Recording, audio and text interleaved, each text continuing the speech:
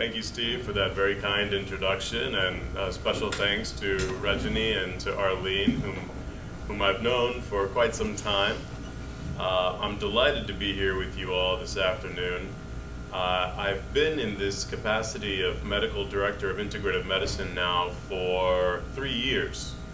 And so this afternoon, what I'd like to do is I'd like to talk to you a little bit about what integrative medicine is, what it's all about, and then I'll get into certain specifics with respect to how can we use food as medicine, how can we use nutrition and the food we eat to really strengthen our immune system and reduce inflammation in the body.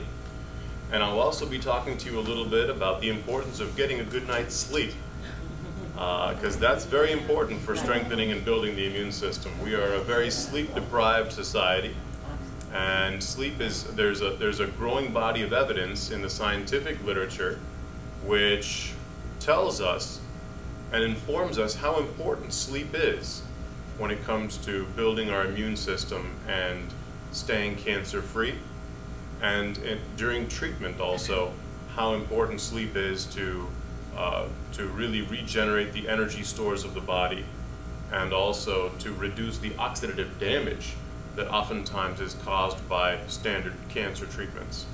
I'll be talking to you a little bit about exercise, because exercise is medicine.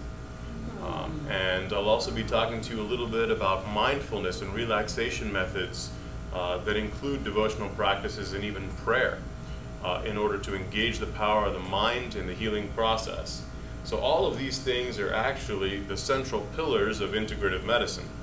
And in addition to that, on our team we have acupuncture provider, a massage therapist, and they work in concert with a music therapist, as well as a nutrition expert and exercise expert, in order to really coach our clients through this journey. It really is a marathon.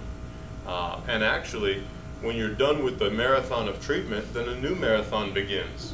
And that is the marathon of staying cancer-free, and the marathon of preventive medicine. And that marathon actually requires a considerable amount of vigilance, because when you have an active treatment plan that's been given to you by your oncologist or your radiation oncologist or your surgeon, that's very good. And it's important that you use all of these coping methods and skills in order to optimize the effectiveness of those treatments. However, when you're done with treatment, that's when a very vague and ambiguous marathon begins, because this goal of staying cancer-free and engaging your immune system to stay as healthy as possible, it's a very long-term goal. So I'm happy to work with a really dynamic team at Sylvester, and each member of this team is a master motivator, and we are part problem solvers, we're part educators, and then we're also part motivators and cheerleaders for our clients who come to see us at our integrative medicine clinic. So what is integrative medicine, and how does it differ from things like alternative medicine? Well, you know, in the mid-70s, there was this movement known as the alternative medicine movement that gained a considerable amount of traction in the United States. And this was kind of a pushback to this very biochemical paradigm that began to predominate mainstream medicine at that time. And that movement kind of perpetuated through the late 70s and even through the 80s and into the early 90s, when a lot of academic medical centers and training programs that train the future physicians of the United States, a lot of these academic medical centers got together and said, you know, there is something to this. There is value in the wisdom of some of these ancient healing traditions that exist all over the world. So maybe we need to take a better look at this. Maybe we need to scientifically evaluate the benefit of some of these modalities that were then known as alternative medicine. And as the body of literature and science grew that supported the efficacy of some of these modalities, and also kind of debunked a lot of myths about the so-called alternative treatments that were not effective, then this field of complementary care and integrative medicine began to really take root. So everything that we do is really based on science. We don't call ourselves alternative medicine really because what that implies is that we reject all of mainstream medicine. Now, all of the science and technology that is cutting edge and that is based on really great research at Sylvester and other academic medical centers nationwide, that is really important to apply in the context of cancer treatment and survivorship. However, it's not the full story. There are things other than medications, radiation, and surgery that can help individuals and individual families to run this marathon of optimizing treatment in the context of cancer care, and then also to be as well as possible in the period of survivorship. So the National Cancer Institute actually defines a survivor as anyone who's ever been diagnosed with cancer, as well as the people in their support network. So we understand that everybody in that environment, everybody at home, is also a survivor because they actually are in that roller coaster with the person who's actually undergoing the diagnostic plan, the treatment plan, and then ultimately the survivorship plan.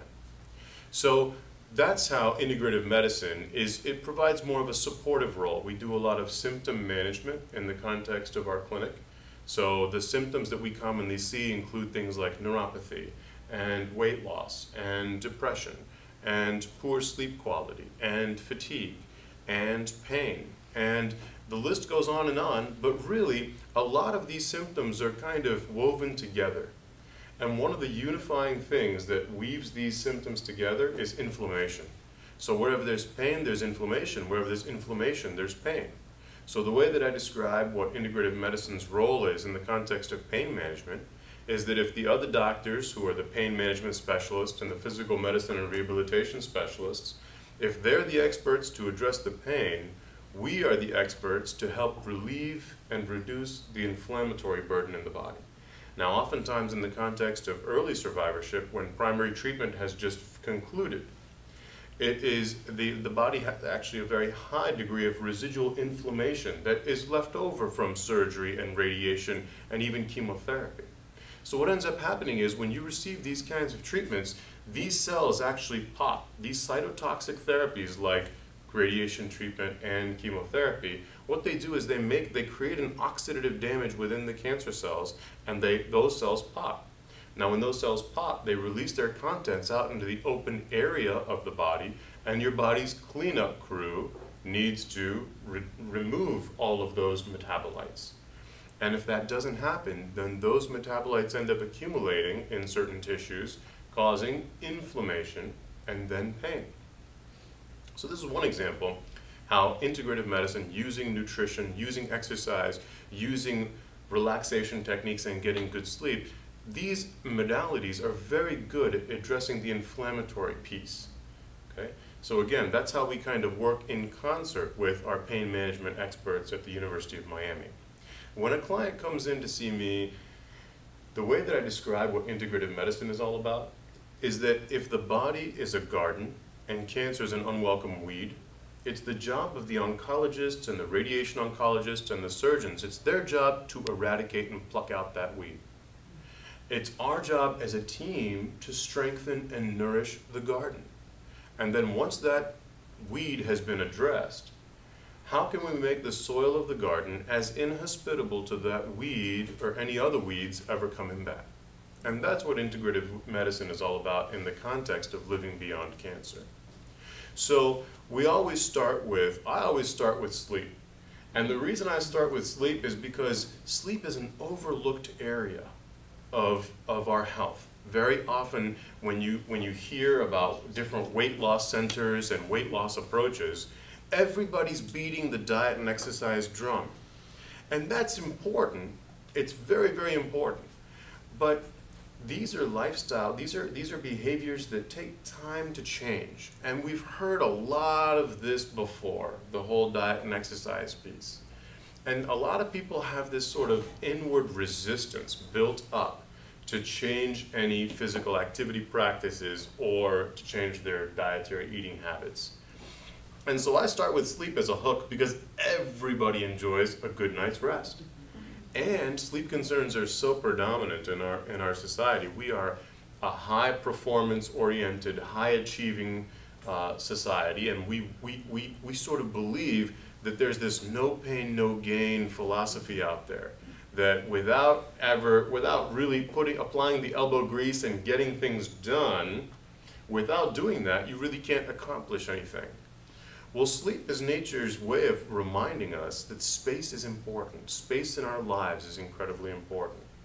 If we were to write a list individually of all of the different things that are here in this room, there are people and tables and chairs, and there's a podium here, and how many of us would actually have space on that list?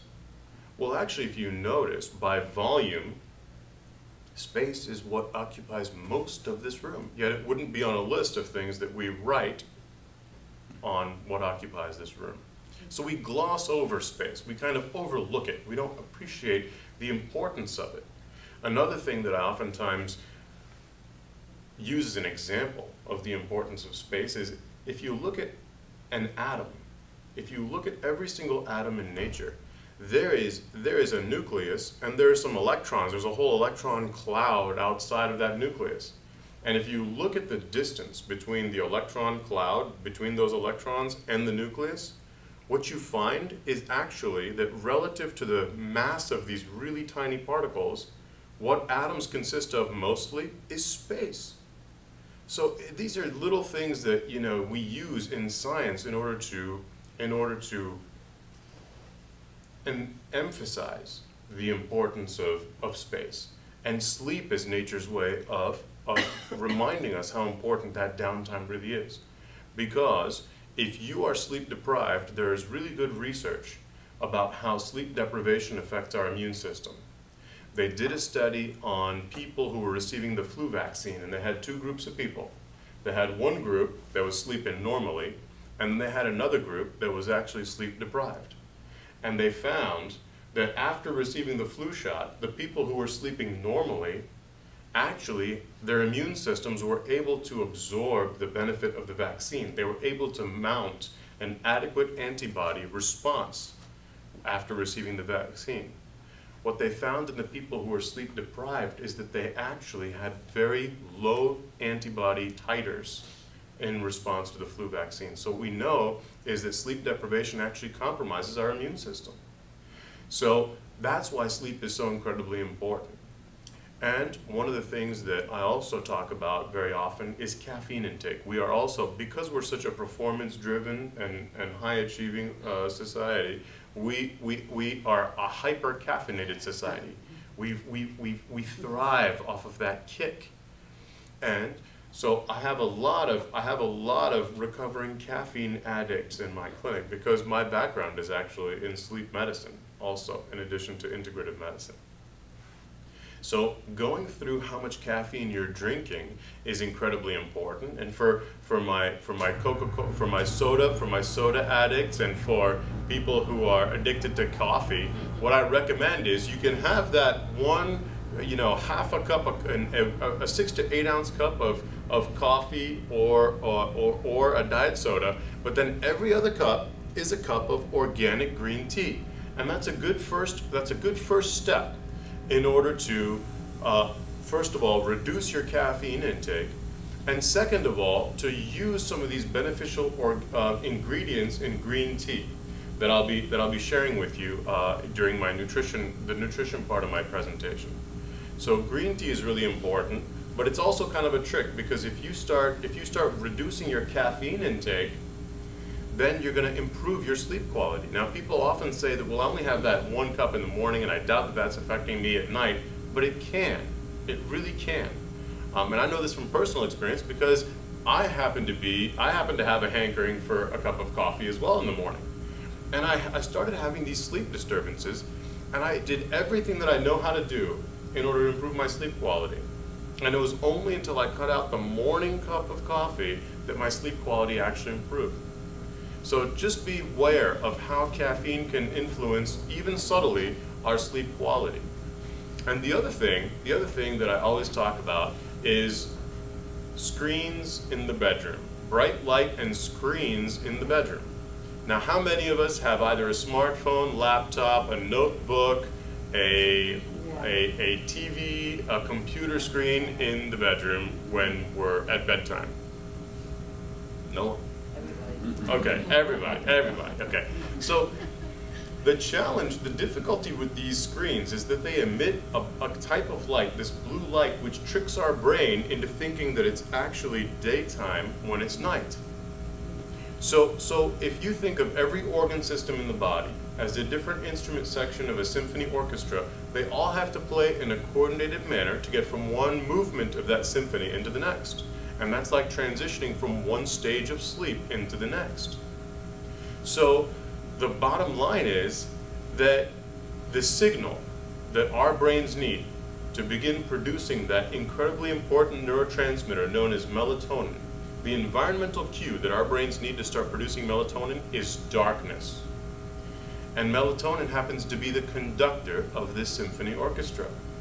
So what you're doing, if you have the TV on at bedtime, or if you're glaring into a device which is emitting this blue light, what you're effectively doing is you're trying to conduct a symphony orchestra without your conductor being out on stage. And so one of the other things I recommend, besides getting into a good sleep routine, one of the other things I recommend is, as part of that sleep routine, removing everything with bright lights from the bedroom, right? So our brains cue off of our environment, just like when we walk into a kitchen and somebody's preparing our favorite meal, the sight of it, the smell of it, the sound of it even, our mouth starts watering. Well, we only notice that that's happening here when in fact the entire length of the digestive tract is being primed for the process of digestion. So the furnace is being primed to assimilate the nutrients that we're going to be putting in.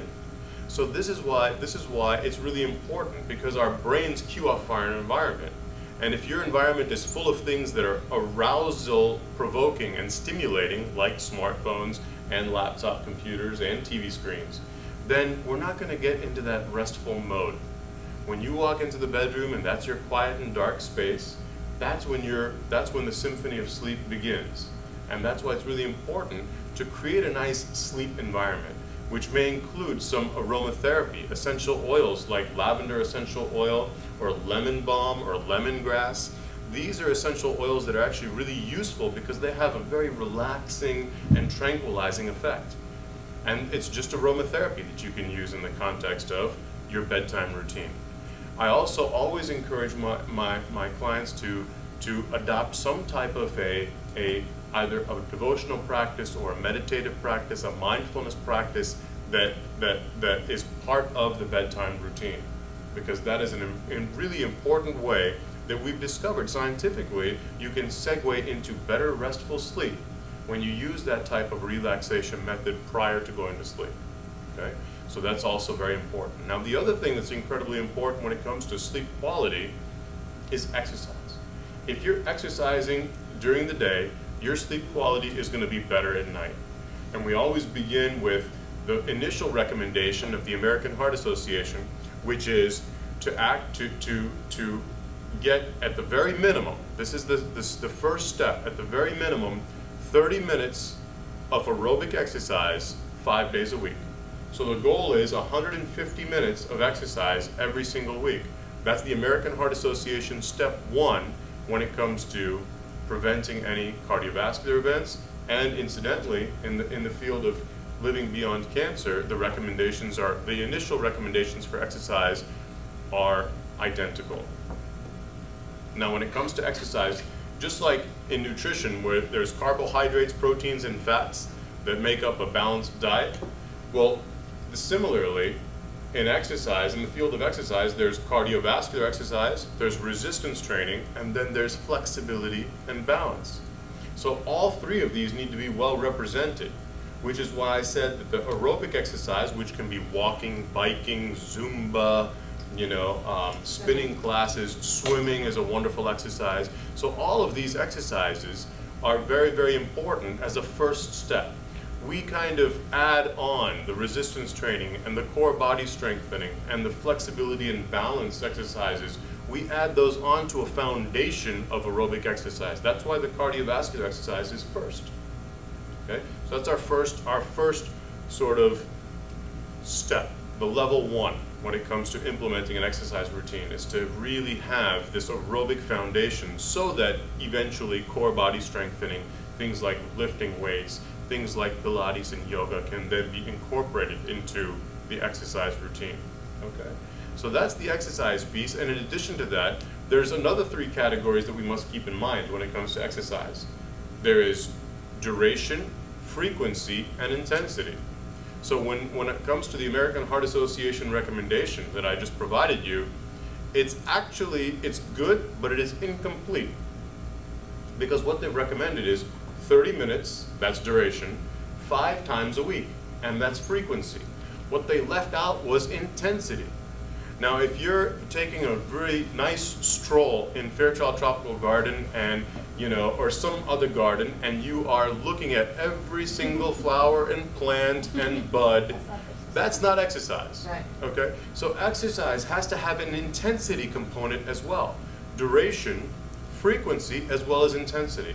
And when it comes to cardiovascular exercise, the litmus test for if you are working hard enough is if you're sweating, you're breathing, and your breathing is labored enough that if you were talking to somebody next to you, you'd have to take a deep breath right in the middle of your sentence in order to finish that sentence. So if you're talking to somebody and you have to finish, you have to take a deep breath mid-sentence in order to finish that sentence, that's when you know that you're exercising hard enough in terms of the cardiovascular exercise, okay? And then on top of this, we build on things like core body strengthening and weightlifting and resistance training and other stretching exercises that we can do in order to address the resistance part and the flexibility and balance part.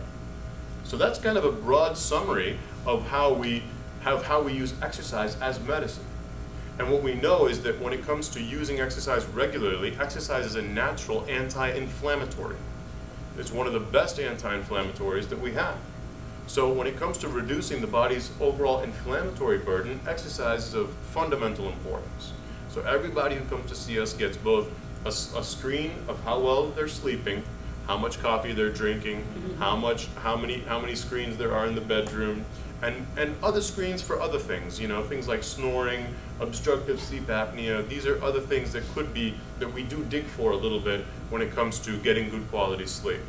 But then we also segue that conversation into exercise. And I've just given you a sort of broad overview of how we use exercise as medicine. In addition to that, nutrition. Nutrition is very, very important. And I'm really glad that we have a nutrition expert here with us because nutrition, using food as medicine, is of fundamental importance during this journey of living beyond cancer.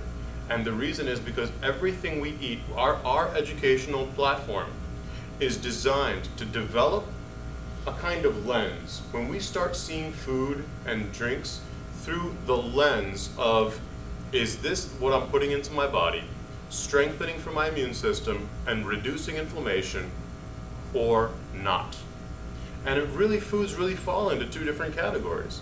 So when it comes to using food as medicine, we emphasize the importance of plant-based foods. So plant-based doesn't mean that everybody has to become a vegetarian.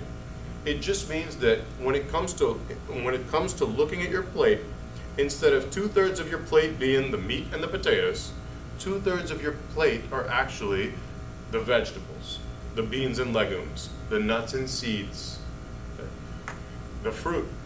And that's 2/3 of your plate. And then 1/3 of your plate is the starch and the animal protein. Okay? So, and that there's a whole spectrum of animal proteins that are healthier choices. We recommend cold water fish like wild-caught salmon, halibut, cod, sardines, right? And anchovies. These are the cold water fish that have that omega-3 fatty acid in their skin. That omega-3 fatty acid is actually reducing inflammation, whereas the fats that come in with most other animal proteins are high in omega-6 and omega-9, which contribute to inflammation very broadly. So that's how you can use nutrition to reduce inflammation. So a diet that is high in fruits and vegetables, whole and cracked grains, nuts and seeds, beans and legumes, and that includes lentils and hummus and things like that, cold water fish, whole soy foods. Now this important word here is whole.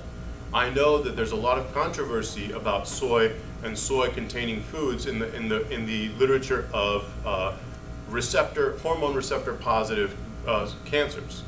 And in the area of hormone receptor positive cancers, there were two different studies. One was done in the United States that said soy is bad. Another study was done in the Far East that said soy is actually quite good. Well, who's right? The difference is the type of soy that we have here in the United States. In the United States, we are the world's #1 producer of soybean. Most of it is genetically modified soybean that is not organic, and we make so much of it that we export whatever we can. We put the rest into animal feed, and we still have mountains of it left over. So we actually process it down into like a soy glue, like a paste. And we reintroduce that soy paste into all different kinds of foods and additives, convenience foods. If you look at a granola bar, the 11th ingredient is soy something, something, something. If you look at even cornflakes have soy. So there are a lot of foods where processed soy has actually been reintroduced into that food as a food additive, and that is the dangerous soy. Because when you process this soy down into that soy glue or paste, you denature, you destroy some of the more delicate plant-based estrogens, and you're left with the rugged plant-based estrogens, which are allowed then to bombard those receptors and cause problems health-wise.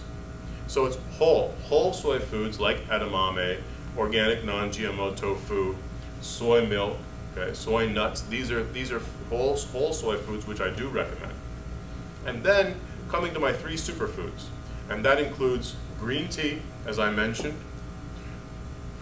and then healthy spices like turmeric, ginger, garlic, cinnamon, cardamom. These are all healthy spices, #1 being probably turmeric.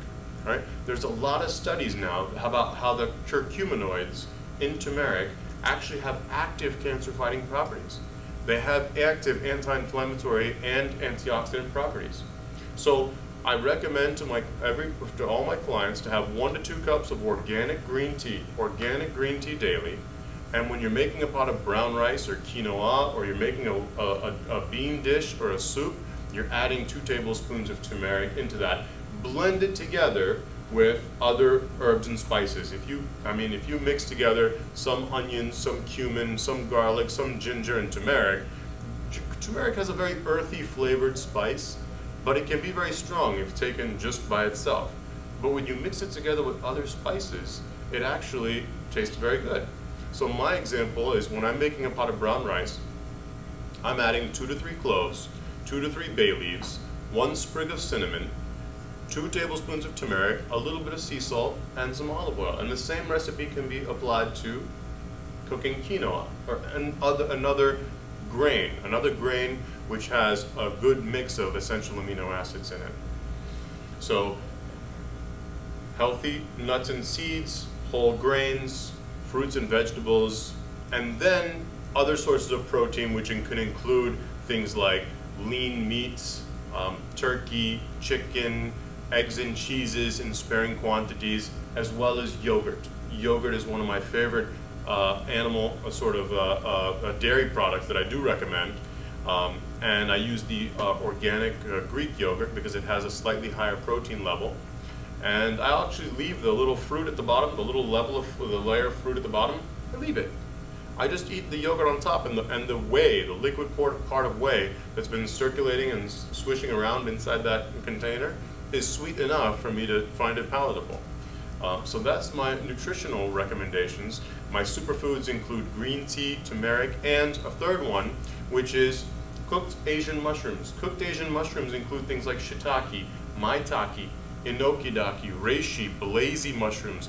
These mushrooms have been found to have very active cancer-fighting properties in their cell wall. In the cell wall of these fungal organisms, they have very potent anti-cancer and immune-boosting proteoglycans. So these are why medicinal mushrooms, because I really do believe that it's only a matter of time until we identify which are the active medicinal properties in these mushrooms. So I think using these cooked Asian mushrooms in daily routine is also a very good idea. So that pretty much rounds out and also staying very well hydrated. Staying well hydrated is very, very important. For most of my clients, I recommend a bare minimum of 2 liters a day. Again, because if you're drinking enough water, you're flushing out that inflammatory cascade from the body. So drinking enough water and exercising is really an important way of detoxifying when you're eating in this way. That is a very healthy and clean way of using food as medicine.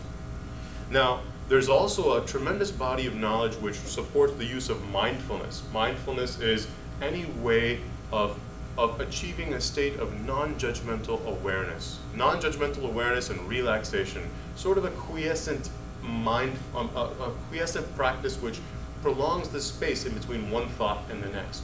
Now that's a practice that you work up to, and you work up to it by focusing in on breathing, doing daily devotional practices like repetitive prayer, also writing in a journal. I have some clients who do their mindfulness practice while knitting or some other thing. So these are all creative visualization and guided imagery practices which help engage the power of the mind in order to strengthen and build the immune system. And what we found now is that regular mindfulness practices actually have an effect on our genes. Our chromosomes are bundled up into these bundles of DNA, and those bundles of DNA, also called chromosomes, have caps, have these little caps on the end. Those caps are called telomeres. Now, as your cells continue to replicate, kind of like a photocopier starts to run out of toner, or a printer starts to run out of toner over time, well, as we copy our DNA over and over and over again, these caps, these telomeres, get shorter and shorter and shorter.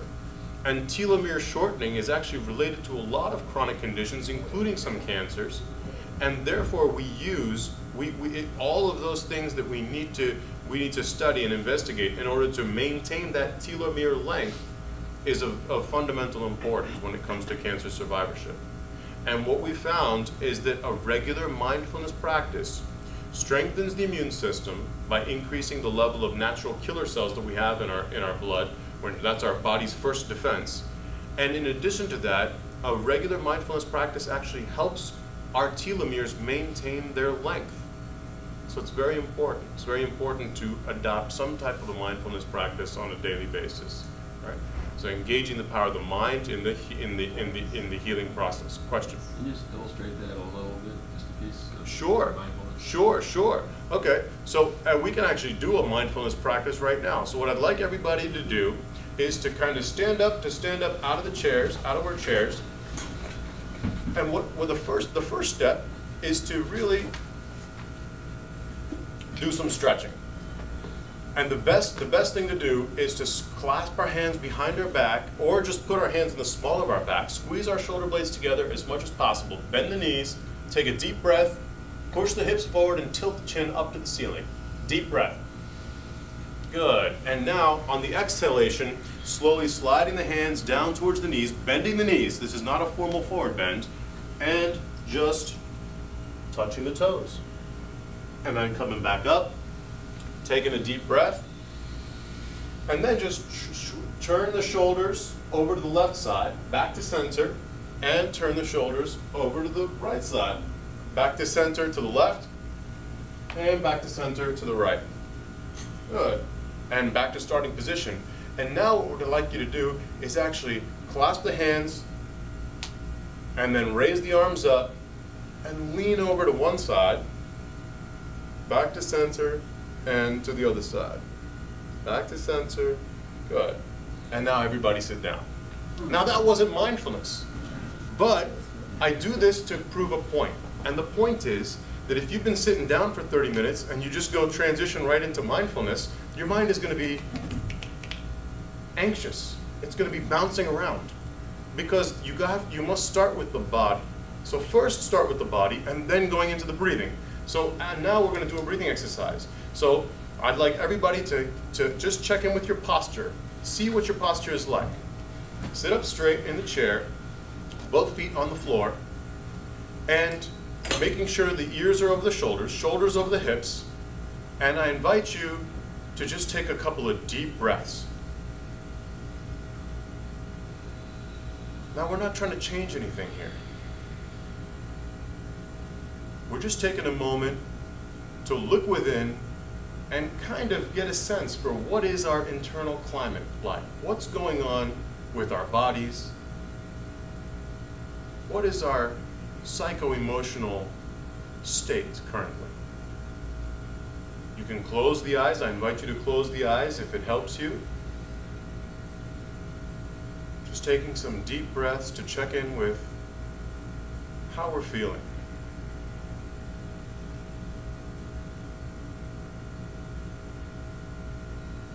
Sinking into that non-judgmental awareness.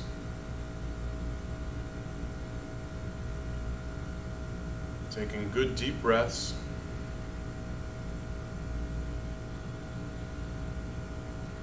And then noticing how there's a space, there's a pause in between each breath. There's a pause between each inhalation and exhalation.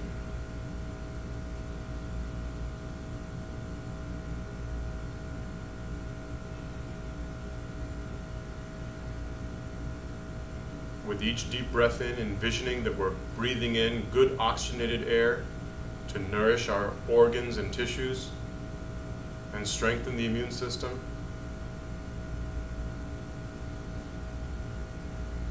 And with each exhalation, we're breathing out organic compounds and toxins, other things that we no longer need.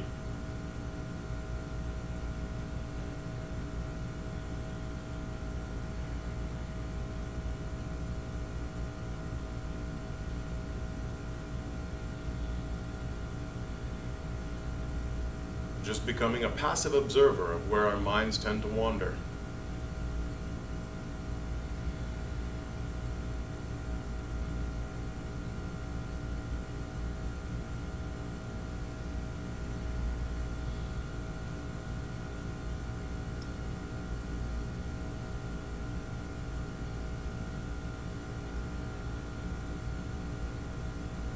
And opening the eyes.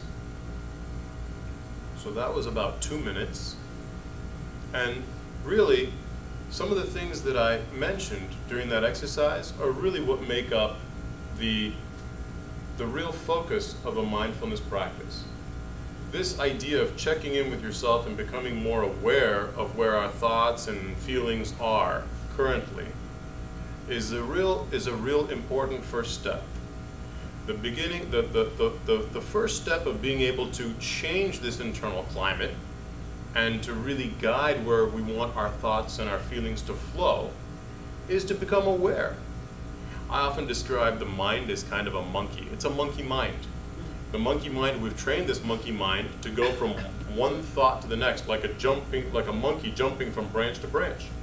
And this is a good thing. This is what allows us to accomplish so many things and be multitasking, dynamic individuals who are achieving things on a daily basis, and that's a good thing.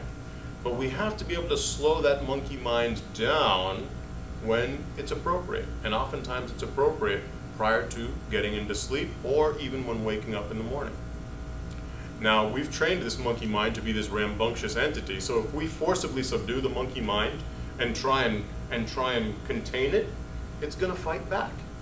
So oftentimes the first step of a mindfulness practice is just becoming aware of what the natural tendencies of our monkey mind is. And so that's the first step, non-judgmental awareness and just getting an appreciation for where our thoughts and feelings have a tendency to flow when we have to just sit there and deal with ourselves. Okay? So this is the first step of mindfulness. Okay? And focusing in on the breathing.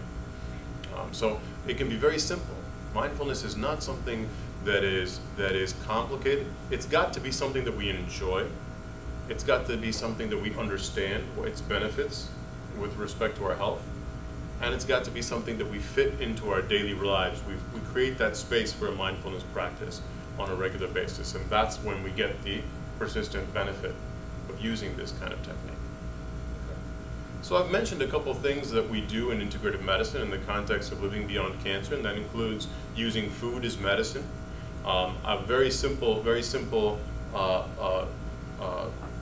way of describing the kinds of foods that we recommend is my recipe for a salad. My recipe for a salad is very simple. It's leafy, juicy, crunchy, salty, sweet. Leafy. Leafy is the first step. So if you look down on your plate and most of it is this mountain of greens, that's a good thing. Leafy. Next step is juicy. Juicy can include things like cucumber and carrots. Something that's got a lot of juice in it. Celery, jicama, right? Leafy, juicy. Crunchy. Crunchy is the seeds and nuts. Almonds, walnuts, pistachios, chia seeds, flax seeds, okay? Pumpkin seeds, sunflower seeds. Nuts and seeds are so nourishing because they're also high in omega-3 content. So leafy, juicy, crunchy. Salty, that can be a little bit of blue cheese. That can be olives. Okay? It can be any of those cold water fish that I recommended, the anchovies, the sardines. Okay. So leafy, juicy, crunchy, salty, and then sweet is the fruit. That's your berries, your blueberries, your raspberries, your cranberries, your mandarin orange slices, your grapefruit, okay? Melons. So all leafy, juicy, crunchy, salty, sweet, and this is in descending quantity. So leafy is the most. Juicy is the next most predominant. Crunchy, and then salty, then sweet. So sweet is just like a little garnish on top, as is the salty. So leafy, juicy, crunchy, salty, sweet. And my next book is going to be spicy. So I'll talk about that in greater detail next time. But thank you so much for your attentiveness and being such an engaged audience. Do we have time for a few questions? Okay, all right. I'm happy to take questions. One question. Sure. Is yerba mate a good substitute for caffeine? It is. It does have other stimulants in it. So even things like chocolate is found to be. It has a small amount of caffeine in it, but there are other stimulating things in chocolate.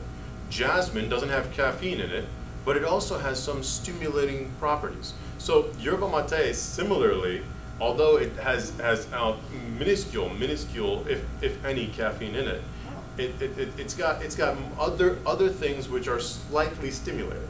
So just keep that in mind. They usually don't impair sleep quality. So I can drink a cup of jasmine tea and go right to sleep. But just keep in mind that some other things there do have a stimulating properties, and yerba mate is included in that. Prior to sleep, I oftentimes recommend two different types of tea. One is called chamomile tea, organic chamomile tea. Very, very nice, because if you get chamomile tea, it's a 2-for-1. It helps you sleep, as well as if you have any digestive issues which plague you during sleep, it actually cools down the digestive tract also during sleep. So organic chamomile tea. And then if you have a very anxious if you're going through a very anxious or challenging period of time, oftentimes passion flower tea, organic passion flower tea, helps calm the mind down a little bit, okay, and helps you sleep.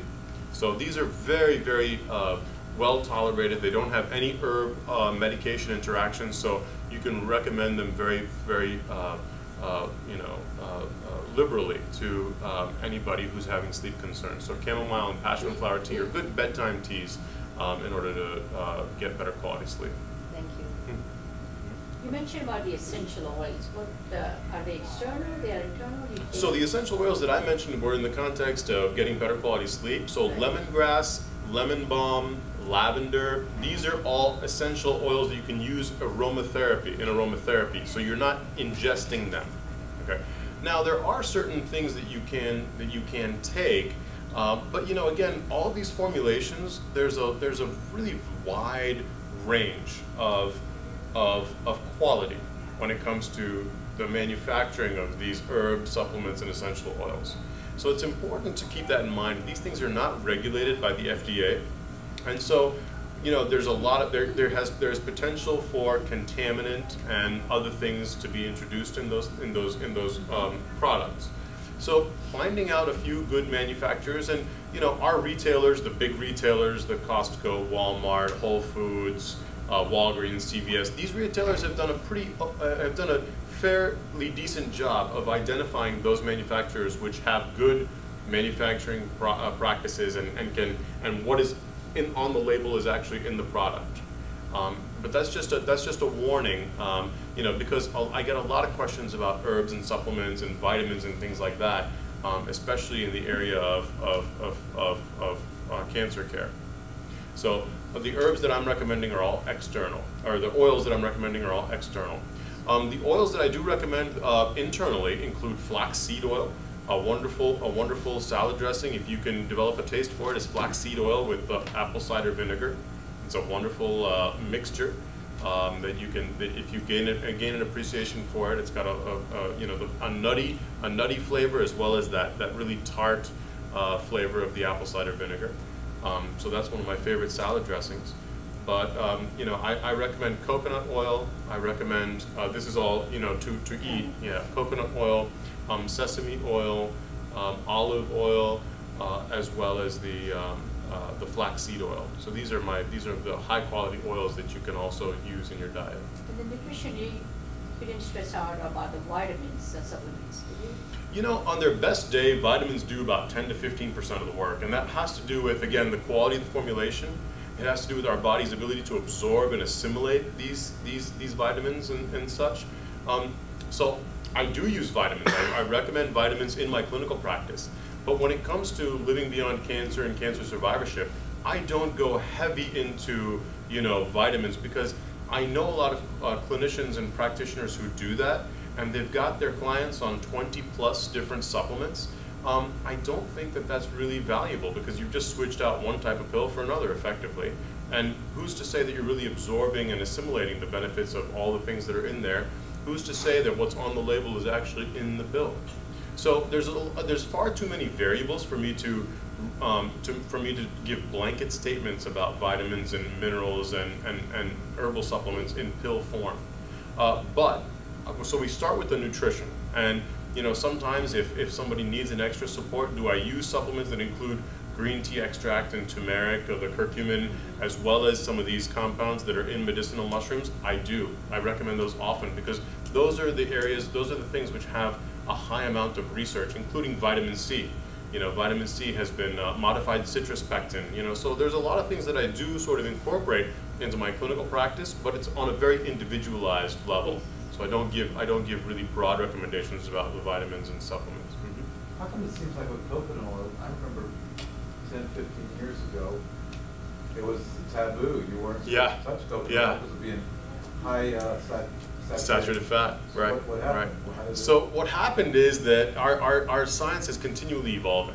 You know, I don't know if you saw Time magazine about 3 or 4 months ago, but they have a big stick of butter on the cover, and it says "Eat butter" on the cover of Time magazine. So, you know, just like coconut oil has been through this 360-degree journey, as has butter, you see. And the reason is because we're starting to identify how our body metabolizes different fats.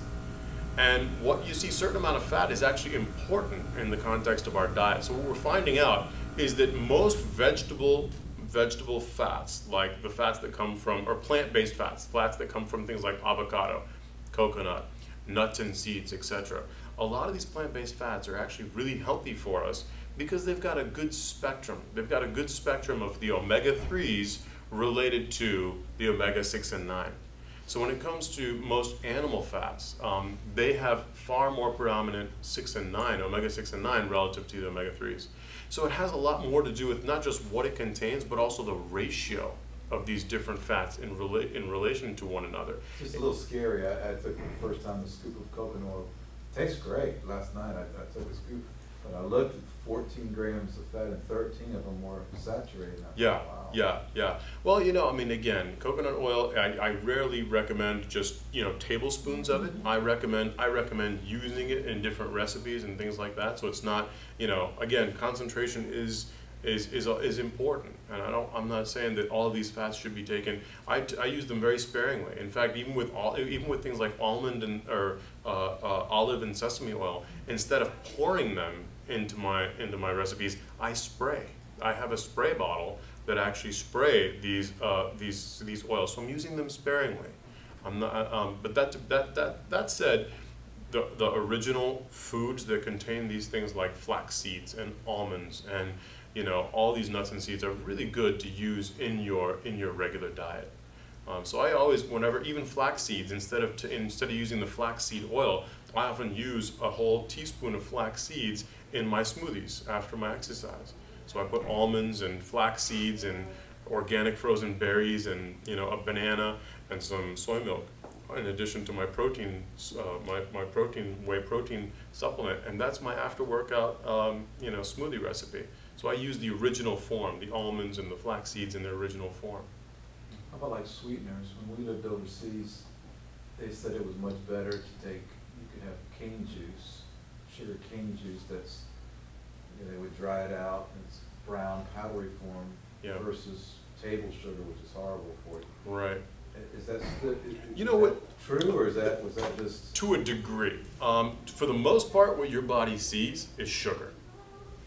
Whether it's agave, maple syrup, honey, you know, evaporated cane juice, or the processed sugar. There's a little bit of a spectrum there in terms of which are sweeteners that are better or worse. On the good side, I would say maples, you know, organic grade B maple syrup is a really good sweetener if you can, you know, use that in some recipes. As far as the evaporated cane juice or the other sweeteners like the regular table sugar, it's only slightly better. What your body really sees is the sucrose or the fructose from these things. And agave, for example, there was a big agave kick, you know, but really what agave is fructose. So whether it's high fructose corn syrup or whether it's high fructose agave syrup, it's really the same. What your body sees is fructose.